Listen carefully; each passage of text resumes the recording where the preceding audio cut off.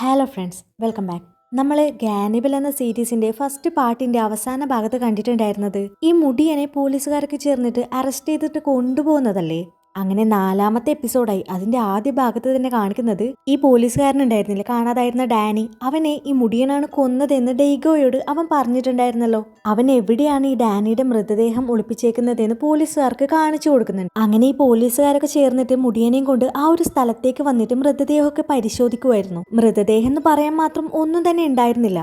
ആകെ എല്ലും തോലും ആയിട്ടുണ്ടായിരുന്ന ഒരു അസ്ഥികൂടം. അവിടെ തന്നെ നമ്മുടെ ഡെയ്ഗോയും പിന്നെ അവന്റെ ചീഫും ഉണ്ടായിരുന്നു. അപ്പോൾ ഡെയ്ഗോ അവന്റെ ചീഫിനോട് പറയുന്നുണ്ട്, ഈ മുടിയൻ തന്നെയാണ് ഡാനിയെ കൊന്നതെന്ന് എനിക്കൊരു സംശയമില്ല, പക്ഷെ എന്നെ വെട്ടിയത് അത് ഇവരുടെ കൂട്ടത്തിലുള്ള ഒരുത്തനല്ല, അതൊരു കിളവനായിരുന്നു, അവനെ ഞാൻ വ്യക്തമായിട്ട് കണ്ടിട്ടുണ്ടായിരുന്നു. അത് കേട്ട ചീഫ്, എടാ നിന്നോട് ഞാൻ 1000 പ്രാവശ്യം പറഞ്ഞതാ, ഈ ഗോട്ടോകളുമായിട്ട് നീ അധികം മുട്ടാൻ നിൽക്കണ്ട. നീ വിചാരിക്കുന്നത് പോലെ ഒരാൾക്കാരല്ല അവര് നല്ല മുറ്റിയ ഇനങ്ങളാണ്. ചീഫ് എന്തൊക്കെ തന്നെ പറഞ്ഞാലും ഈ ഒരു കേസിൽ നിന്നും ഞാൻ പുറകോട്ടേക്ക് പോയില്ല. ഇവരുടെയൊക്കെ പിറകിൽ ആരാണ്, ഇവരൊക്കെ എന്തിനാണ് ഇങ്ങനെ ചെയ്യുന്നതെന്ന് എനിക്ക് കണ്ടുപിടിച്ചേ പറ്റുള്ളൂ. ഓഹോ, അങ്ങനെയാണോ നിന്റെ തീരുമാനം? അങ്ങനെയാണെങ്കിൽ നീ നിന്റെ ഇഷ്ടം പോലെ ചെയ്തോ, ഞാൻ നിന്നോട് ഒന്നും തന്നെ പറയില്ല.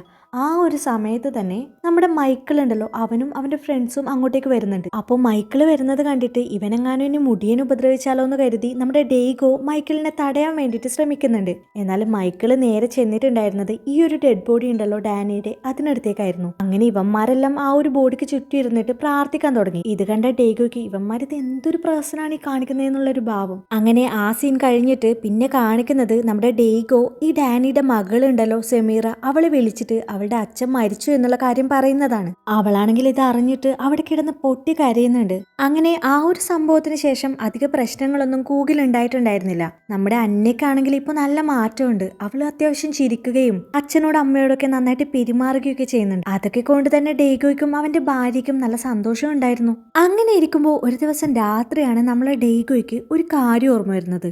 ഈ സെമീറ കുറച്ച് ദിവസങ്ങൾക്ക് മുൻപേ ഇവളുടെ അച്ഛന്റെ ഒരു കോൾ ഹിസ്റ്ററി ഇവന് കൊടുത്തിട്ടുണ്ടായിരുന്നല്ലോ. അതവൻ അങ്ങനെ അത്ര ചെക്ക് ചെയ്ത് നോക്കിയിട്ടൊന്നും ഉണ്ടായിരുന്നില്ല. അങ്ങനെ അവൻ ആ കോൾ ഹിസ്റ്ററി എടുത്തിട്ട് അതിൽ ഇവൾ പറഞ്ഞിട്ടുണ്ടായിരുന്ന ആ ഒരു അൺനോൺ നമ്പർ ഉണ്ടല്ലോ, അതിലേക്ക് വിളിച്ചു നോക്കുന്നുണ്ട്. എന്നാൽ കോള് കണക്ട് ആവുന്നുണ്ടായിരുന്നില്ല. അവൻ ആ ഹിസ്റ്ററി മൊത്തം ഒന്നുകൂടി ചെക്ക് ചെയ്ത് നോക്കുമ്പോഴാണ് അവനൊരു കാര്യം കാണുന്നത്. ഇതുപോലെ തന്നെ വേറൊരു അൺനോൺ നമ്പറിൽ നിന്നും അതിലേക്ക് കോള് വന്നിട്ടുണ്ടായിരുന്നു. ആ ഒരു നമ്പറിലേക്കും ഡെയ്ഗോ വിളിച്ചു നോക്കുന്നുണ്ട്. എന്നാൽ അതിൽ റിങ് ചെയ്യുന്നുണ്ടായിരുന്നു, പക്ഷെ ആരും തന്നെ കോൾ എടുക്കുന്നുണ്ടായിരുന്നില്ല. അങ്ങനെ അടുത്ത ദിവസമായി ഈ നാട്ടിലുള്ള എല്ലാ ജനങ്ങളും ഒത്തുകൂടുന്ന ഒരു കമ്മ്യൂണിറ്റി സെന്റർ ഉണ്ട്. അവിടെ വെച്ചിട്ട് എല്ലാവരും തന്നെ ഒന്നിച്ചിട്ട് ഭക്ഷണമൊക്കെ കഴിക്കുമായിരുന്നു. കൂട്ടത്തിൽ നമ്മുടെ ഡെയ്ഗോയും യൂക്കിയും അന്നയും ഉണ്ട്.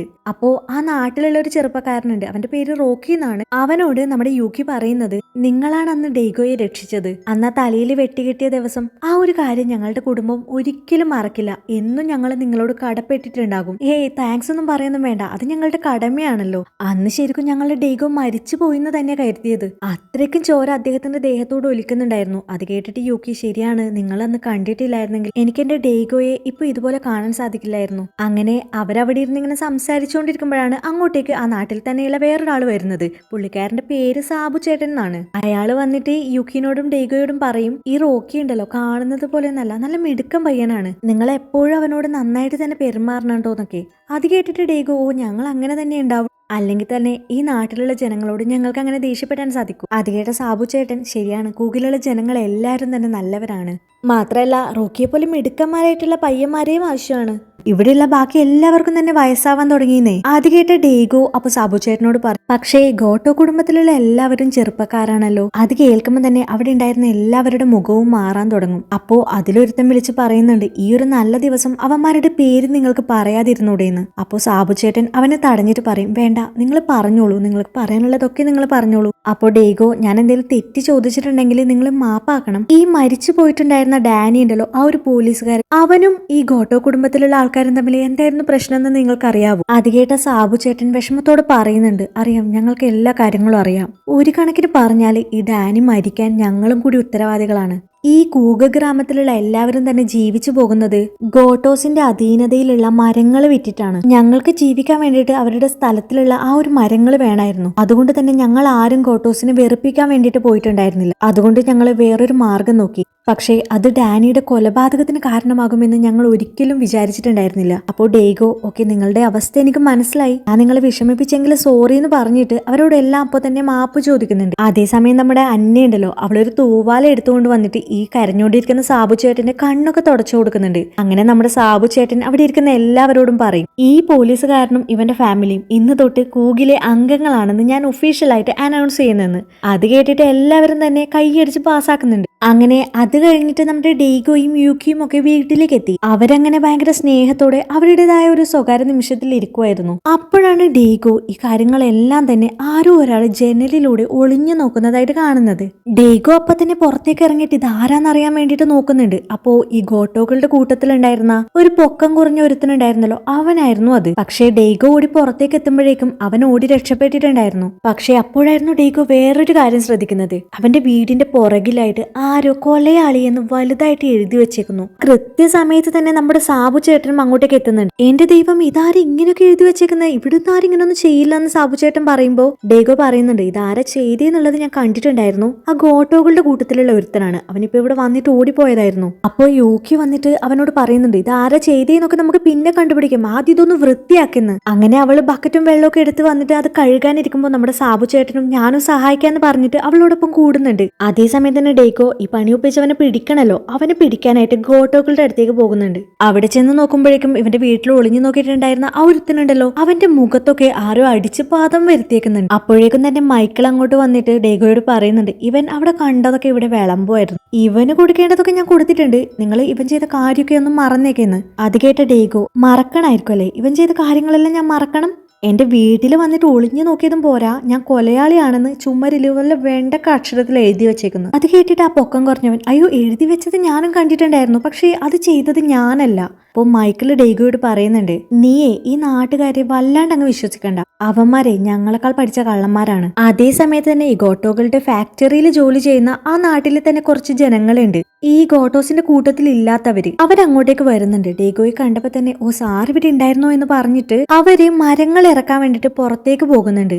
അപ്പൊ നമ്മുടെ ഡേഗോ അവന്മാരെ ഒരു സംശയത്തോടു കൂടി നോക്കുന്നുമുണ്ടായിരുന്നു. അതേ സമയത്ത് തന്നെ യൂക്കിനെ സഹായിക്കാൻ വേണ്ടിയിട്ട് ഈ സാബു ചേട്ടൻ അവിടെ നിൽപ്പുണ്ടായിരുന്നല്ലോ, അയാള് ഈ ഡേഗോയുടെ വീട്ടിൽ നിന്നും എന്തോ ഒരു പണി ഒപ്പിച്ചിട്ട് തിടുക്കത്തിൽ പുറത്തേക്ക് ഓടി വരുന്നതായിട്ടും കാണിക്കുന്നുണ്ട്. പക്ഷേ അത് എന്തായെന്ന് വ്യക്തമാകുന്നുണ്ടായിരുന്നില്ല. യൂക്കി അങ്ങനെ സാബുചേട്ടനോട് നന്ദിയൊക്കെ പറയുന്നുണ്ട്. അപ്പൊ സാബുചേട്ടൻ പറയുന്നത്, നിങ്ങൾക്ക് എന്താവശ്യം ഉണ്ടെങ്കിലും ഞങ്ങളോട് പറഞ്ഞാൽ മതി, ഞാൻ പറഞ്ഞിട്ടില്ലേ നിങ്ങൾ കൂഗിലെ ആൾക്കാരാണ്, അത്രയും പറഞ്ഞിട്ട് അയാൾ അവിടെ നിന്നും പോയി. അതേസമയം തന്നെ നമ്മുടെ ഡാനിയുടെ മകളായിട്ടുണ്ടായിരുന്ന സമീറയും കാണിക്കുന്നുണ്ട്. അവള് ഒരു ഭ്രാന്താശുപത്രിയിലൊക്കെ ആയിരുന്നു വന്നിട്ടുണ്ടായിരുന്നത്. അവിടെ അവളുടെ അമ്മയുണ്ടായിരുന്നു. ഡാനിയെ കാണാതായത് മുതൽ അവർക്ക് ചെറുതായിട്ട് ഭ്രാന്തായിട്ടുണ്ടായിരുന്നു. സമീറയെ കണ്ടപ്പോ തൊട്ട് രക്ഷപ്പെട്ടോ എന്ന് പറഞ്ഞിട്ട് അവളുടെ അമ്മ 4 ഭാഗം ഓടുന്നുണ്ട്. കൂടാതെ അവിടെ ഉണ്ടായിരുന്ന ഓരോ ചുമരിലും രക്ഷപ്പെട്ടോ എന്ന് അവൾ എഴുതുന്നുണ്ടായിരുന്നു. എന്നിട്ട് അവള് സമീറയോട് പറയുന്നുണ്ട്, ഞാൻ ഡാനിയോട് പറഞ്ഞതായിരുന്നു, അവനോട് രക്ഷപ്പെടാൻ വേണ്ടിയിട്ട് ഞാൻ പറഞ്ഞതായിരുന്നു, എന്നാൽ ഞാൻ പറഞ്ഞതൊന്നും അവൻ കേട്ടില്ല.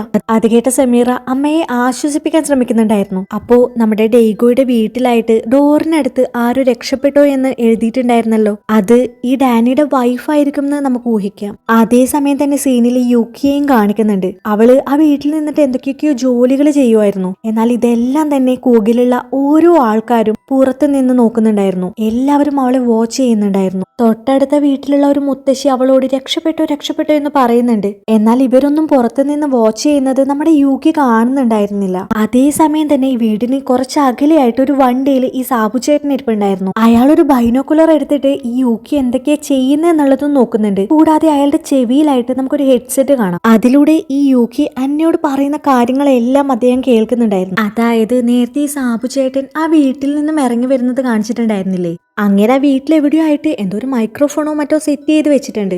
അതുകൊണ്ട് തന്നെ ആ വീട്ടിലുള്ള ആരെന്ത് പറഞ്ഞാലും ഇങ്ങർക്ക് അതെല്ലാം തന്നെ കേൾക്കാം. അതേസമയം തന്നെ നമ്മുടെ ഡേഗോയെ കാണിക്കുമ്പോൾ അവൻ ആ ഫാക്ടറിയിൽ വർക്ക് ചെയ്യുന്ന കുറച്ച് ആൾക്കാരെ കണ്ടിട്ടുണ്ടായിരുന്നില്ലേ, അവന്മാരുടെ ഡ്രസ്സിലൊക്കെ ഒരുതരം ചുവന്ന കളർ പറ്റി പിടിച്ചേക്കുന്നത് ഇവൻ ശ്രദ്ധിക്കുന്നുണ്ട്. അപ്പൊ ഇവന്റെ വീടിന്റെ ചുമരിൽ ആരോ കൊലയാളി എന്ന് റെഡ് കളറിൽ എഴുതി വെച്ചിട്ടുണ്ടായിരുന്നില്ലേ, അത് ഇവരാണോ എന്ന് ഇവൻ സംശയിക്കുന്നുണ്ട്. അത് കഴിഞ്ഞ് വീട്ടിലേക്ക് എത്തിയ ഡേഗോ ആ വീടിന് ചുറ്റും ഒരു അതിരി പോലെ ഒരു വേലി കെട്ടുന്നുണ്ട്. അതും കണ്ടുകൊണ്ടാണ് നമ്മുടെ യൂക്കിയും അന്നയും അങ്ങോട്ടേക്ക് എത്തുന്നത്. അവര് വന്നിട്ട് നിങ്ങൾ എന്തായി ചെയ്യുന്നതെന്ന് ചോദിക്കുമ്പോൾ ഇതുപോലെ അതിരൊന്നും ഇല്ലാത്തതുകൊണ്ടാണ് നമ്മുടെ വീട്ടിലേക്ക് എല്ലാവരും വെറുതെ കയറി വരുന്നത്, ഒരു വേലി കെട്ടിക്കഴിഞ്ഞാൽ ആരുടെയും ശല്യമൊന്നും ഉണ്ടാവില്ല എന്ന് അവൻ പറയുമ്പോൾ യൂക്കിയും അത് ശരിയാണ്, അങ്ങനെ അങ്ങനെ ചെയ്യുന്നത് നല്ലതാണെന്ന് പറയുന്നുണ്ട്.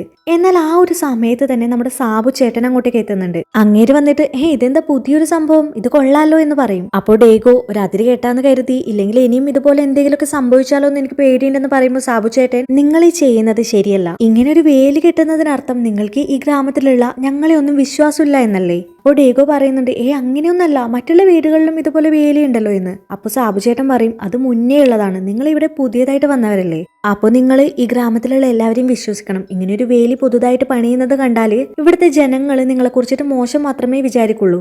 അതുകൊണ്ട് ഇത് വേഗം പൊളിച്ചു മാറ്റുന്ന സാബു ചേട്ടൻ പറയും. അത് കേട്ടിട്ട് നമ്മുടെ ഡേഗോയ്ക്ക് നല്ല ദേഷ്യം വരുന്നുണ്ട്. എന്നിട്ട് അവൻ പതുക്കെ ഇതെന്തൊരു ശല്യാണെന്ന് പറയും. എന്നാലും നമ്മുടെ സാബു ചേട്ടൻ നല്ല ചെവിയുള്ള കൂട്ടത്തിലാണ്. അങ്ങേര് അത് കേൾക്കുന്നുണ്ട്. അല്ല നീ ഇപ്പൊ എന്താ പറഞ്ഞേ, എന്നെ കുറിച്ച് എന്താ പറഞ്ഞെന്ന് അങ്ങേര് ചോദിക്കുമ്പോ നമ്മുടെ യുകി ഇടയിൽ കയറിയിട്ട് ഒന്നുമില്ല ചേട്ടാ, അത് ചുമ്മാ അവൻ എന്തോ പറഞ്ഞതാ, നിങ്ങൾ ചായ കുടിച്ചായിരുന്നു എന്ന് ചോദിക്കും. അപ്പൊ ഈ സാബു ചേട്ടന്റെ മുഖമൊക്കെ മാറുന്നുണ്ട്. അയാള് ഞാൻ ചായ കുടിച്ചതാ, വീട്ടിൽ നിന്ന് കുടിച്ചിട്ട് ഇറങ്ങിയത്, എനിക്ക് അത്യാവശ്യമായിട്ട് ഒരു സ്ഥലം വരെ പോകാനുണ്ടെന്ന് പറഞ്ഞിട്ട് അവിടെ നിന്ന് പെട്ടെന്ന് തന്നെ നടന്ന് നീങ്ങുന്നുണ്ട്. അയാൾ അവിടെ നിന്ന് പോയി കഴിഞ്ഞിട്ട് നമ്മുടെ യുകി ഡേഗോയോട് പറയുന്നുണ്ട്, നമ്മളിവിടെ എന്ത് ചെയ്താലും ഈ സാബു ചേട്ടൻ കറക്റ്റ് സമയത്ത് എത്തുമല്ലോ, ഇങ്ങനെയാണ് ഇതെല്ലാം കറക്റ്റ് ആയിട്ട് അറിയുന്നത്, ഇതിലെന്തോ ട്രിക്ക് ഉണ്ടെന്ന് നമ്മൾ പറയും. അപ്പോൾ ഡേഗോ പോട്ടെ പുല്ല്, അങ്ങനെ എന്തെങ്കിലും ചെയ്യട്ടെ എന്ന് പറഞ്ഞിട്ട് ഇവരങ്ങനെ ഉള്ളിലേക്ക് കയറി പോകും. എന്നാൽ കുറച്ചു ദൂരം നടന്നിട്ട് നമ്മുടെ സാബു ചേട്ടൻ ഇവരെ തിരിഞ്ഞ് കൂർപ്പിച്ചൊരു നോട്ടം നോക്കുന്നുണ്ട്. അങ്ങനെ അത് കഴിഞ്ഞിട്ട് നമ്മുടെ ഡേഗോ അവന്റെ സൈക്കിളിൽ ആ ഗ്രാമത്തിലൂടെ ഇങ്ങനെ ചുമ്മാ പൊക്കോണ്ടിരിക്കുമായിരുന്നു. അപ്പോ റോഡ് സൈഡിൽ ഇരിക്കുന്ന ഒരു കിളവൻ ചുമ്മാ ഒറ്റയ്ക്ക് തന്നെ സംസാരിക്കുന്നത് പോലെ വഴക്കിടാതിരിക്കുന്നതായിരിക്കും എല്ലാവർക്കും നല്ലതെന്ന് ഇവനെ ആകെ ഒരു പറച്ച്. അത് കേട്ട നമ്മുടെ ഡേഗോ ഇങ്ങേർക്ക് ഇതെന്താ വട്ടായ, എന്തേലും ആകട്ടെ എന്ന് പറഞ്ഞിട്ട് ഇവൻ വീണ്ടും മുന്നോട്ടേക്ക് പോകുന്നുണ്ട്. ഇവനീ നടന്നു പോകുന്ന വഴിയിലുള്ള എല്ലാവരും തന്നെ ഇവനെ കൂർപ്പിച്ച് നോക്കുന്നുണ്ട്. ഡേഗോയ്ക്കാണെങ്കിൽ ഒന്നും മനസ്സിലാകുന്നില്ല. അപ്പോഴാണ് ആ ഒരു പയ്യനുണ്ടല്ലോ റോക്കി, അവൻ നമ്മുടെ ഡേഗോയുടെ അടുത്തേക്ക് വരുന്നത്. അവൻ വന്നപ്പോ തന്നെ ഡേഗോയോട് പറയും, ഓഫീസറെ വഴക്കത്ര നല്ലതല്ലാന്ന്. അത് കേട്ടിട്ട് ഡേഗോ നിങ്ങൾ എന്തീ പറയുന്നതെന്ന് ചോദിക്കും. അപ്പോ അവൻ, നിങ്ങൾ സാബു ചേട്ടനായിട്ട് വഴക്കുണ്ടാക്കിയല്ലേ, അങ്ങനെ ശല്യം എന്നൊക്കെ വിളിച്ചൊന്ന് കേട്ടല്ലോ. അത് കേട്ടിട്ട് ഡേഗോ ഞാൻ അങ്ങനെയൊന്നും ഉദ്ദേശിച്ച് പറഞ്ഞതല്ല, ചുമ്മാ പറഞ്ഞതാന്ന് പറയും. അത് കേട്ടിട്ട് അവന്റെ മുഖം മാറിയിട്ട്, അപ്പൊ സാബു ചേട്ടന് തെറ്റുപറ്റിയെന്നാണോ നീ പറയുന്നേ? മുതിർന്നവര് പറയുന്നതിൽ എന്തെങ്കിലും കാര്യമുണ്ടെന്ന് മനസ്സിലാക്കണം. അതുകൊണ്ട് അങ്ങനെ കണ്ടിട്ട് പെട്ടെന്ന് മാപ്പ് പറയുന്നതായിരിക്കും നിനക്ക് നല്ലതെന്ന് പറഞ്ഞിട്ട് അവൻ അവിടെ നിന്ന് പോകും. അപ്പൊ നമ്മുടെ ഡേഗോയ്ക്ക് അത് പറയാൻ നീ ആരാടാ എന്ന് ചോദിക്കണം എന്നുണ്ടെങ്കിലും അവൻ ചോദിക്കില്ല. എന്നിട്ട് ഡേഗോ നേരെ വീട്ടിലേക്ക് പോകുമ്പോഴേക്കായിരുന്നു നമ്മുടെ അന്നയും യുക്കിയും എങ്ങോട്ടേക്ക് പോകാൻ റെഡിയാകുന്നത്. അവൻ എന്നിട്ട്, അല്ലടി നീ ഇപ്പോ ഈ സമയത്ത് എങ്ങോട്ടേക്ക് പോകുന്നതെന്ന് ചോദിക്കുമ്പോ അവള് പറയും, സാബു ചേട്ടനോട് മാപ്പ് പറയണം. ഇനി ഈ നാട്ടിലെ ഈ കാര്യം എന്നോട് പറയാനായിട്ട് ഒരാള് പോലും ബാക്കിയില്ല, എനിക്കിവിടെ സമാധാനമായിട്ടൊന്ന് ജീവിക്കണം. അത് കേട്ടിട്ട് ഡേഗോ അതിന്റെ ആവശ്യമൊന്നുമില്ല, അവർക്കെല്ലാം വട്ടാണ്. പക്ഷെ ആ ഒരു സമയത്ത് തന്നെ നമ്മുടെ സാബു ചേട്ടൻ അങ്ങോട്ടേക്ക് കയറി വരും. എന്നിട്ട് ഭാര്യയോട് വഴക്കിടല്ലോ ഓഫീസറെ എന്ന് പറയുന്നുണ്ട്. അപ്പോൾ ഡേഗോ, അല്ല കറക്റ്റ് സമയത്ത് നിങ്ങൾ എപ്പോഴും ഇങ്ങോട്ടേക്ക് എത്തുന്നുണ്ടല്ലോ, എന്തോ ഒളിഞ്ഞു നോട്ടമാണ് നിങ്ങളുടെ പരിപാടി എന്ന് ചോദിക്കും. അപ്പൊ നമ്മുടെ സാബു ചേട്ടന്റെ മുഖമൊക്കെ മാറുന്നത് കണ്ടിട്ട് യുകി ഡേഗോയോട് ഒന്നും പറയണ്ട എന്ന് കണ്ണോട് കാണിക്കുന്നുണ്ട്. അപ്പോൾ ഡേഗോയ്ക്കും സംഭവം പിടികിട്ടിയിട്ട് അവൻ സാബു ചേട്ടനോട്, ഓക്കെ ഞാൻ നിങ്ങളോട് എന്തെങ്കിലും തെറ്റ് ചെയ്തിട്ടുണ്ടെങ്കിൽ സോറി ചോദിക്കുന്നു എന്ന് പറഞ്ഞിട്ട് അവിടെ നിന്ന് മാപ്പ് ചോദിക്കും. അപ്പോൾ സാബു ചേട്ടൻ, ഞാനിപ്പോ ഇങ്ങോട്ടേക്ക് വന്നത് നാളത്തെ പ്രതിഷ്ഠാ ഉത്സവത്തിന് നിങ്ങളെ ക്ഷണിക്കാൻ വേണ്ടിയിട്ടാണ്. അത് കേട്ട ഡേഗോ അതെന്താ സംഭവം എന്ന് ചോദിക്കും. അത് എല്ലാ വർഷവും കൂകിൽ നടത്തുന്ന ഒരു ഉത്സവമാണ്. അതിന്റെ അവസാന ദിവസം വലിയൊരു മനുഷ്യന്റെ പ്രതിമ ഉണ്ടാക്കിയിട്ട് ഞങ്ങൾ കത്തിക്കും. അത് കേട്ടിട്ട് ഡേഗോ, അങ്ങനെയാണല്ലേ, ഓക്കെ ഞാനും കൂടാ, നിങ്ങളുടെ തയ്യാറെടുപ്പിനൊക്കെ ഞാനും വരാന്നൊക്കെ പറഞ്ഞിട്ട് നമ്മുടെ സാബു ചേട്ടനെ അവിടെ നിന്നും പറഞ്ഞേക്കും. അങ്ങനെ പിറ്റേ ദിവസം അവിടെ ഒരു കമ്മ്യൂണിറ്റി സെന്റർ ഉണ്ടല്ലോ, അങ്ങോട്ടേക്ക് നമ്മുടെ യുകിയും ഡേഗോയും കൂടിയിട്ട് ഈ ഉത്സവത്തിന്റെ ആഘോഷ പരിപാടിയിലൊക്കെ പങ്കെടുക്കാൻ വേണ്ടിയിട്ട് വരുമായിരുന്നു. അപ്പോഴുണ്ട് അവിടുത്തെ സ്ത്രീകളൊക്കെ, അല്ല ഭാര്യയും ഭർത്താവും കൂടിയിട്ട് ഇന്നലെ വഴക്കിട്ടു കേട്ടല്ലോ, അവളെ നന്നായിട്ട് നോക്കണേ ഓഫീസർ എന്നൊക്കെ ഇവര് ആക്കിയിട്ട് പറയുന്നുണ്ട്. കൂടാതെ റോക്കിയും കൂട്ടരും, അല്ല സാബു ചേട്ടനോട് മാപ്പ് പറഞ്ഞു എന്നൊക്കെ കേട്ടല്ലോ, അതെന്തായാലും നന്നായി എന്നൊക്കെ പറയും. നമ്മുടെ ഡേഗോയ്ക്ക് ചൊറിഞ്ഞു വരുന്നുണ്ടെങ്കിലും അവനൊന്നും പറയുന്നില്ല. അങ്ങനെ ആ ഒരു സമയത്തായിരുന്നു നമ്മുടെ ഡേഗോയുടെ ഫോണിലേക്ക് ഒരു കോള് വരുന്നത്. ഈ ഡാനിയുടെ കോൾ ഹിസ്റ്ററി പരിശോധിച്ചപ്പോൾ അതിലൊരു അൺനോൺ നമ്പറിലേക്ക് ഇവൻ വിളിച്ചിട്ടുണ്ടായിരുന്നില്ലേ, ആ നമ്പർ ഇവനെ തിരിച്ചു വിളിക്കുന്നുണ്ട്. അപ്പോ ഈ സംസാരം ആരും കേൾക്കാതിരിക്കാൻ വേണ്ടിയിട്ട് ഡേഗോ അവിടെ നിന്നും പുറത്തേക്ക് ഇറങ്ങി പോകുന്നുണ്ട്. കോൾ എടുത്ത പാടെ മറുവശമുള്ള ആള് ചോദിക്കുന്നത്, എന്റെ നമ്പർ എവിടുന്ന് കിട്ടി, നീ ആരാ എന്നായിരുന്നു. അപ്പോൾ ഡേഗോ, ഞാൻ കൂഗിലെ പോലീസ് ഓഫീസറാണ്, ഇത് മുൻപ് ഇവിടെ വർക്ക് ചെയ്തിട്ടുണ്ടായിരുന്ന പോലീസുകാരന്റെ കോൾ ഹിസ്റ്ററിയിൽ നിന്ന് കിട്ടിയ നമ്പറാണെന്ന് പറയും. മാത്രല്ല ഈ നമ്പറിലേക്ക് വിളിച്ചതിന് ശേഷമാണ് ഡാനിനെ കാണാതായിരിക്കുന്നതെന്നും ഡേഗോ പറയുന്നുണ്ട്. അപ്പൊ ഈ വിളിച്ചാള് പറയുന്നത്, ഞാൻ അദ്ദേഹമായിട്ട് സംസാരിച്ചിട്ടുണ്ട് എന്നുള്ളത് ശരിയാണ്, പക്ഷേ അദ്ദേഹമായിട്ട് അവസാനം സംസാരിച്ചത് ഞാനല്ല. മാത്രല്ല എനിക്ക് നിങ്ങളോട് തനിച്ചൊന്ന് സംസാരിക്കണം, കുറച്ച് കാര്യങ്ങൾ നിങ്ങളോട് പറയാനുണ്ട്. അത്രയും പറഞ്ഞിട്ട് ആ കോൾ കട്ട് ചെയ്തിട്ട് അവനൊരു അഡ്രസ്സ് മെസ്സേജ് ആയിട്ട് നമ്മുടെ ഡേഗോയ്ക്ക് അയച്ചു കൊടുക്കുന്നുണ്ട്. എന്നാൽ ഡേഗോ ഇങ്ങനെ മാറി നിന്ന് ഫോൺ ചെയ്യുന്നത് ആ കമ്മ്യൂണിറ്റി സെന്ററിലുള്ള സാബു ചേട്ടനും മറ്റുള്ള എല്ലാവരും തന്നെ ശ്രദ്ധിക്കുന്നുണ്ടായിരുന്നു. അങ്ങനെ നമ്മുടെ ഡേഗോ ഈ അയച്ചിട്ടുണ്ടായിരുന്ന ആ ഒരു അഡ്രസ് ഉണ്ടല്ലോ അങ്ങോട്ടേക്ക് പോയി. അത് ഒരു പണി നടക്കുന്ന ഒരു ബിൽഡിംഗ് ആയിരുന്നു. അവിടെ ചെന്ന് നോക്കുമ്പോൾ ഒരു 10-20 വയസ്സ് പ്രായമുള്ള ഒരു പയ്യൻ അവൻ ഡേഗോയോട് പറയാൻ തുടങ്ങും, ഞാനും ഡാനിയും തമ്മിൽ കോണ്ടാക്ട് ഉണ്ടായിരുന്നു, അയാൾക്ക് എന്നെ വിശ്വാസം ഉണ്ടായിരുന്നു, അതുകൊണ്ട് തന്നെയാണ് അയാൾ കൊല്ലപ്പെട്ടത്, അല്ല അവർക്ക് ഭക്ഷണമായത്. അത് കേട്ട ഡേഗോ ഇതൊക്കെ പറയും നീ ആരായെന്ന് ചോദിക്കും. ഞാനോ, ഓക്കെ ഞാൻ ആരാണെന്ന് അറിയണല്ലേ, ആ കൂഗ് ഗ്രാമം ഉണ്ടല്ലോ അവിടെ ഉണ്ടാകാൻ പാടില്ലാത്ത ഒരാളാണ് ഞാൻ, അവന്മാരുടെ രഹസ്യത്തിന്റെ മറഞ്ഞിരിക്കുന്ന ഒരു തെളിവാണ് ഞാൻ. ഇത് കേട്ട ഡേഗോ അല്ല നീ ഇത് എന്തീ പറയുന്നതെന്ന് ചോദിക്കും. അപ്പോഴാണ്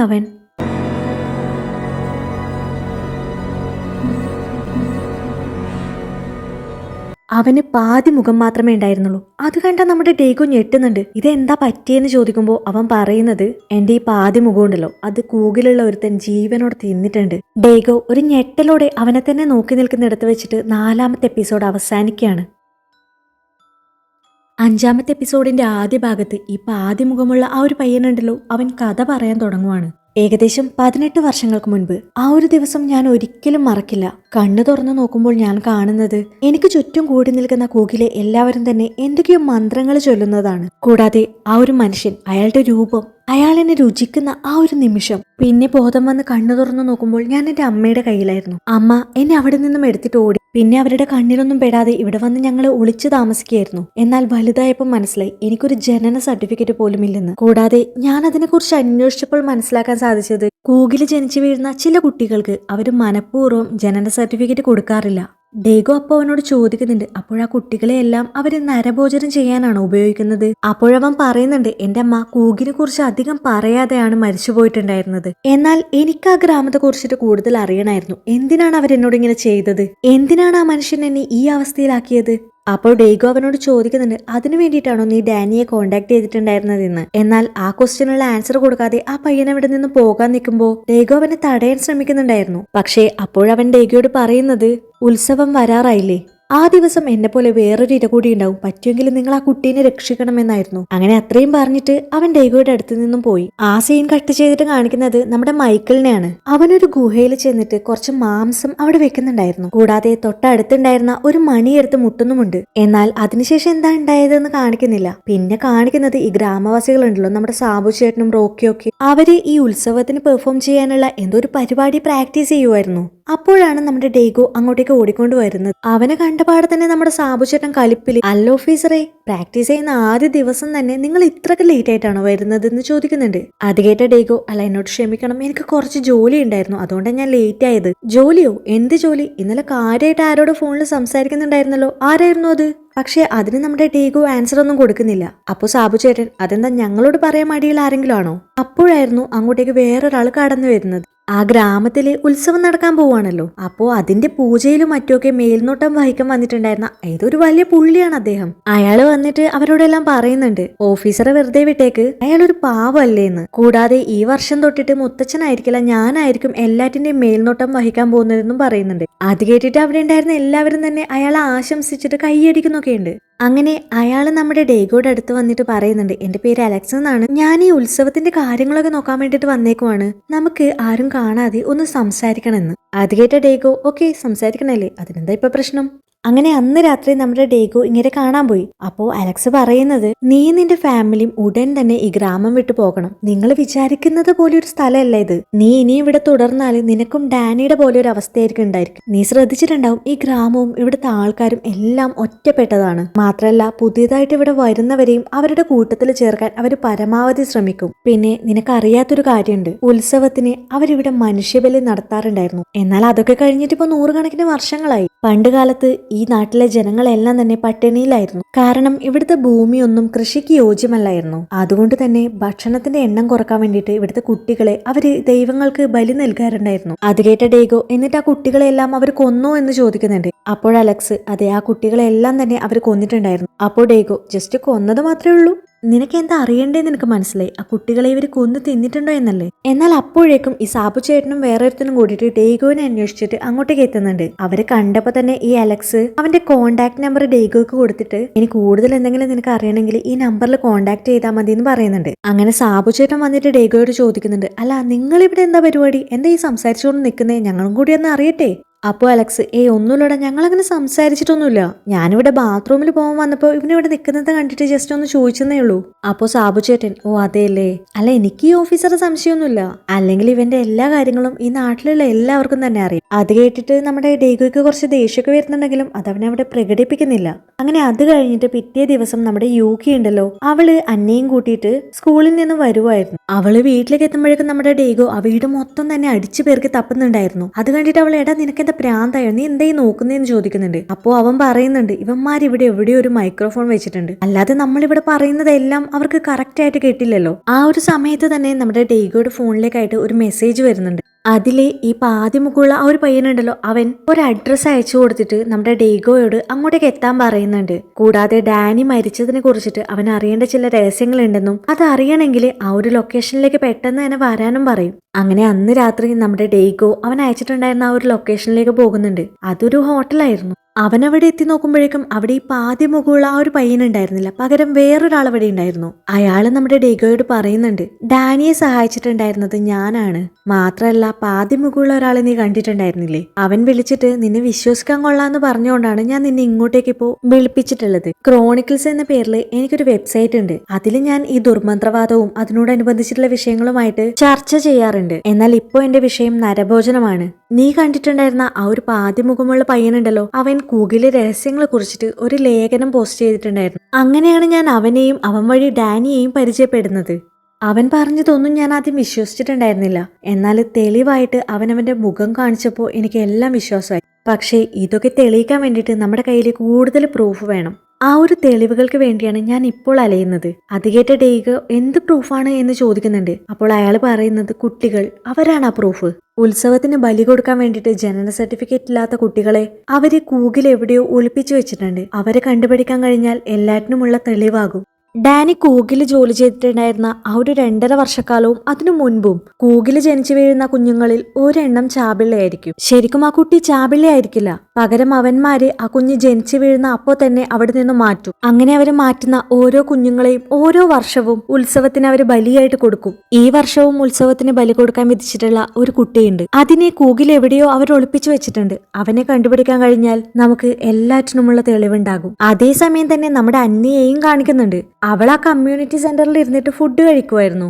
അപ്പോഴാണ് അവളുടെ അടുത്തേക്ക് ഒരു സ്ത്രീ വരുന്നത്. നമ്മൾ ഫസ്റ്റ് പാർട്ടിൽ കണ്ടിട്ടുണ്ടായിരുന്നു, ജിൻകോട്ടെ മുത്തശ്ശി മരിച്ചത് നന്നായെന്ന് പറഞ്ഞിട്ടുണ്ടായിരുന്ന ഒരു പെണ്ണ്. അവള് വന്നിട്ട് നമ്മുടെ അന്നയെ കെട്ടിപ്പിടിച്ച് കരയുന്നൊക്കെയുണ്ട്. അത് കണ്ടുകൊണ്ടാണ് നമ്മുടെ യൂക്കി അങ്ങോട്ടേക്ക് വരുന്നത്. എന്നിട്ട് അവളോട് അല്ല നിങ്ങൾ ആരാ എന്ന് ചോദിക്കുന്നുണ്ട്. യൂക്കിയെ കണ്ടപാടെ തന്നെ ഈ സ്ത്രീ നിങ്ങളെ മകളെ തൊട്ടതിൽ ക്ഷമിക്കണം എന്ന് പറഞ്ഞിട്ട് ഈ യൂക്കിനോട് കുറെ പ്രാവശ്യം സോറി പറയുന്നുണ്ട്. ഇവളിങ്ങനെ ചെയ്യുന്നത് കണ്ടുകൊണ്ടാണ് നമ്മുടെ സാബു ചേട്ടൻ അങ്ങോട്ടേക്ക് വരുന്നത്. അവള് ശരിക്കും പറഞ്ഞാല് നമ്മുടെ സാബു ചേട്ടന്റെ മകളായിരുന്നു, പേര് സോഫിയ. കൂടാതെ ഈ സോഫിയക്ക് ഒരു കുട്ടി ഉണ്ടായിരുന്നെന്നും അത് ജനിച്ചപ്പോ തന്നെ മരിച്ചുപോയെന്നും അതിനുശേഷം സോഫിയ ഇങ്ങനെയാണെന്ന് നമ്മുടെ സാബു ചേട്ടൻ യൂക്കിനോട് പറയുന്നുണ്ട്. അപ്പോഴാണ് നമ്മുടെ സോഫിയ പറയുന്നത് ഇല്ല, എന്റെ കൊച്ചു മരിച്ചിട്ടില്ല, അവൻ ഇപ്പോഴും ജീവനോടെ ഉണ്ട്. അവനെ ആ ജിൻകോട്ടോ മുത്തശ്ശി തട്ടിക്കൊണ്ടുപോയതാണ്, അത് ഞാൻ എന്റെ കണ്ണുകൊണ്ട് കണ്ടതാണ്. അത് കേട്ടിട്ട് നമ്മുടെ സാബു ചേട്ടൻ അവളെ അവിടെ നിന്ന് പിടിച്ചുകൊണ്ട് പോകാനൊക്കെ നോക്കുന്നുണ്ട്. അങ്ങനെ അവളിങ്ങനെ വലിച്ചിരിച്ചോണ്ട് കൊണ്ടുപോകുമ്പോഴാണ് നമ്മുടെ യൂക്കി ഒരു കാര്യം ശ്രദ്ധിക്കുന്നത്. ഈ സോഫിയയുടെ പുറത്തായിട്ട് എന്തോ അടിച്ചതിന്റെ പാടുകളൊക്കെ ഉണ്ട്. അപ്പൊ യൂക്കി സാബുചേട്ടൻ ഇവക്ക് എന്താ ഇത് പറ്റിയതെന്ന് ചോദിക്കുമ്പോ സാബുചേട്ടൻ അതൊന്നും ഇല്ലാന്ന് പറഞ്ഞിട്ട് അവളെ അവിടെ നിന്ന് മാറ്റി. എന്നാൽ ആ കമ്മ്യൂണിറ്റി സെന്ററിൽ ഉണ്ടായിരുന്ന ഒരാള് പോലും ഈ കാര്യങ്ങളൊന്നും മൈൻഡ് ചെയ്യുന്നില്ല. അത് നമ്മുടെ യൂക്കിയും ശ്രദ്ധിക്കുന്നുണ്ടായിരുന്നു. അതേസമയം തന്നെ ഡേഗോയെയും സീനിൽ കാണിക്കുന്നുണ്ട്. അവനോട് ആ റിപ്പോർട്ടർ ഡാനി മരിക്കുന്നതിനും 1 മാസം മുൻപേ തന്നെ ഡാനി എന്നെ കോണ്ടാക്ട് ചെയ്യുന്നത് നിർത്തിയിട്ടുണ്ടായിരുന്നു എന്ന് പറയുന്നുണ്ട്. അത് കേട്ടിട്ട് ഡേഗോ അങ്ങനെയാകാൻ വഴിയില്ലല്ലോ, ഡാനി മരിക്കുന്നതിന് തൊട്ടു മുൻപേ അവന്റെ ഫോണിലേക്ക് ഒരു കോള് വന്നിട്ടുണ്ടായിരുന്നു. ആ ഒരു കോള് കിട്ടിയതിന് ശേഷമാണ് ഡാനി നേരെ ഗോട്ടോകളുടെ വീട്ടിലേക്ക് പോയതും പിന്നീട് കൊല്ലപ്പെടുന്നതും.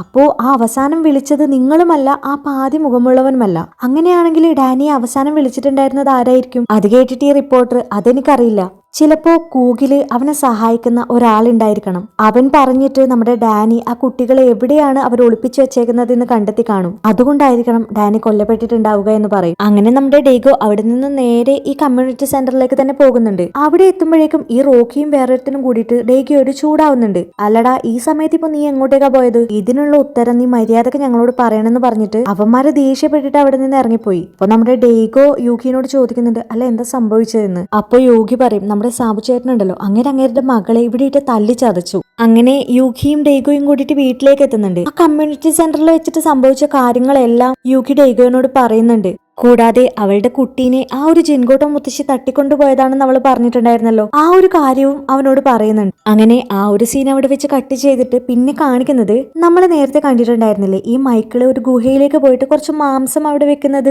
എന്നാൽ മൈക്കിൾ അവിടെ വെച്ചിട്ടുണ്ടായിരുന്ന ആ ഒരു മാംസം ഒന്നും ഇപ്പൊ അവിടെ ഇല്ല. പകരം അതിന് ചുറ്റുമായിട്ട് കുറെ എല്ല് കഷ്ണങ്ങൾ വിതറി കിടക്കുന്നത് നമുക്ക് കാണാൻ സാധിക്കും. അതേസമയം തന്നെ നമ്മുടെ ഡേഗോ സാബു ചേട്ടന്റെ വീട്ടിലേക്ക് പോകുന്നുണ്ട്. എന്നിട്ട് അങ്ങേരോട് നിങ്ങളുടെ മകളെ കുറിച്ച് കുറച്ച് കാര്യങ്ങൾ അറിയാനുണ്ടെന്ന് പറയും. എന്നാൽ അയാളാണെങ്കിൽ ആ വീടിന്റെ വാതിൽ പോലും തുറക്കില്ല. അപ്പോൾ ഡേഗോ പറയുന്നുണ്ട്, നിങ്ങൾ പരസ്യമായിട്ട് നിങ്ങളെ മകളെ തല്ലി, അതിന് നിങ്ങളുടെ മേലെ ഞാൻ കേസ് എടുക്കുമെന്ന്. അത് കേട്ടിട്ട് സാബു ചേട്ടൻ എനിക്ക് നിന്നോടൊന്നും പറയാനില്ലെന്ന് പറഞ്ഞിട്ട് ഉള്ളിലോട്ട് പോകും. എന്നാൽ ഇതെല്ലാം തന്നെ ആ സോഫിയ ജനലിലൂടെ കാണുന്നുണ്ടായിരുന്നു. അവളെ ഡേഗോയും കാണുന്നുണ്ട്. അപ്പൊ തന്നെ ഡേഗോ അവളുടെ അടുത്ത് പോയിട്ട് ജിൻഗോട്ടെ മുത്തശ്ശിയാണ് നിന്റെ കുട്ടീനെ തട്ടിക്കൊണ്ടുപോയതെന്ന് കേട്ടല്ലോ, അതിനെക്കുറിച്ച് എനിക്ക് അറിയണമെന്ന് പറയുന്നുണ്ട്. പക്ഷെ അവൾ എന്തെങ്കിലും പറയുന്നതിന് മുൻപ് തന്നെ സാബു ചേട്ടൻ അവളെ പിടിച്ച് ഉള്ളിലോട്ട് കൊണ്ടുപോകും. പിന്നെ സീനിൽ കാണിക്കുന്നത് ഈ ഗോട്ടോസിന്റെ വീടാണ്. അവന്മാരെല്ലാം കൂടിയിട്ട് ഈ ജിൻഗോട്ട മുത്തശ്ശിയുടെ ഫോട്ടോയുടെ മുന്നിൽ ഇരുന്നിട്ട് പ്രാർത്ഥിക്കുമായിരുന്നു. കൂടാതെ ഈ വർഷം തൊട്ട് ഗോട്ടോസിന്റെ തലവനായിട്ട് മൈക്കിളിനെ ചുമതലപ്പെടുത്തി അവിടെ വെച്ചിട്ട് അവര് പ്രഖ്യാപിക്കുന്നുണ്ട്. അതേസമയം തന്നെ ഡേഗോ യൂക്കിയോട് നീ പോയിട്ട് സോഫിയ ഒന്ന് കാണണമെന്നും പറ്റുമെങ്കിൽ അവളെ കൊണ്ട് സത്യം എന്താണെന്ന് പറയിക്കണമെന്നും പറയും. ഡേഗോ പറഞ്ഞത് പ്രകാരം നമ്മുടെ സോഫിയനെ കാണാൻ വേണ്ടിയിട്ട് യൂക്കി ചെല്ലുന്നുണ്ട്. എന്നിട്ട് അവള് സോഫിയനോട് ചോദിക്കും, ജിൻഗോട്ടെ മുത്തശ്ശിയാണ് നിന്റെ കുട്ടീനെ തട്ടിക്കൊണ്ടുപോയതെന്ന് കേട്ടല്ലോ, അതേക്കുറിച്ചിട്ട് നിനക്ക് എന്തെങ്കിലും പറയാൻ പറ്റുമെന്ന്. എന്നാൽ നമ്മുടെ സോഫിയ ആണെങ്കിൽ ഒന്നും തന്നെ പറയുന്നില്ല. അപ്പൊ യൂക്കി അവളോട് കുറെ പ്രാവശ്യം പറയുന്നുണ്ട്, എന്റെ ഹസ്ബൻഡ് വിചാരിച്ചാൽ നിന്റെ കുട്ടീനെ കണ്ടെത്താൻ സാധിക്കും, അങ്ങേർക്ക് മാത്രമേ നിന്നെ സഹായിക്കാൻ പറ്റുള്ളൂ. എന്നാൽ സോഫിയ അതിനെ കുറിച്ച് ഒന്നും തന്നെ പറയാൻ തയ്യാറായിട്ടുണ്ടായിരുന്നില്ല. ആ ഒരു കാര്യത്തെ കുറിച്ചിട്ട് ആരോടും തന്നെ ഒന്നും പറയരുതെന്ന് അവളെ വിലക്കിയിട്ടുണ്ടായിരുന്നു.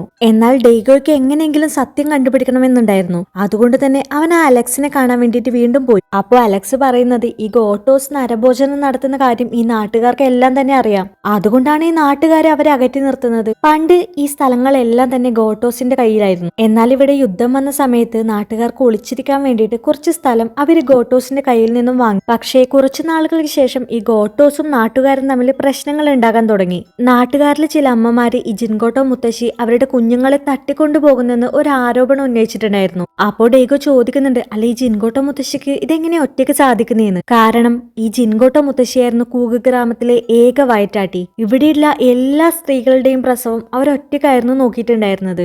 അപ്പോൾ ഡേഗോ പറയുന്നുണ്ട്, ഓഹോ അങ്ങനെയാണല്ലേ, ഇപ്പൊ എനിക്ക് എല്ലാം മനസ്സിലായെന്ന്. അതേസമയം തന്നെ ഈ ഗോട്ടോസിന്റെ കൂട്ടത്തിലുള്ള ഒരു തൊപ്പിക്കാരനുണ്ടല്ലോ, അവൻ ആ ഗുഹയിലേക്ക് പോയിട്ട് ഒരു കഷ്ണം മാംസം അവിടെ വെക്കുന്നുണ്ട്. എന്നാൽ കുറച്ച് സമയങ്ങൾക്കുള്ളിൽ തന്നെ ഒരു മൃഗത്തെ പോലുള്ള ഒരു മനുഷ്യൻ ആ മാംസം എടുത്ത് തിന്നുന്നതും നമുക്ക് കാണാൻ സാധിക്കും. അന്ന് രാത്രി ഈ സാബു ചേട്ടന്റെ മകളുണ്ടല്ലോ, അവള് നമ്മുടെ ഡേഗോയെ കാണാൻ വരുന്നുണ്ട്. എന്നാൽ സോഫിയ വീട്ടിലില്ല എന്ന് മനസ്സിലാക്കിയ സാബു ചേട്ടൻ ആരെയോ ഫോൺ ചെയ്തിട്ട് അക്കാര്യം പറയുന്നതും നമുക്ക് സീനിൽ കാണാം. അവിടെ വെച്ചിട്ട് 5ാമത്തെ എപ്പിസോഡ് അവസാനിക്കുകയാണ്. ഈ സോഫിയയ്ക്ക് അവളുടെ മകനെ തിരിച്ചു കിട്ടുമോ? ഉത്സവം വരാൻ പോകുമല്ലേ, ഇനിയും ഒരു കൊച്ചിനെ അവർ ആ കാട്ടാളനെ തിന്നാൻ കൊടുക്കുവോ? ഇതെല്ലാം നമുക്ക് അടുത്ത പാർട്ടിൽ കാണാം.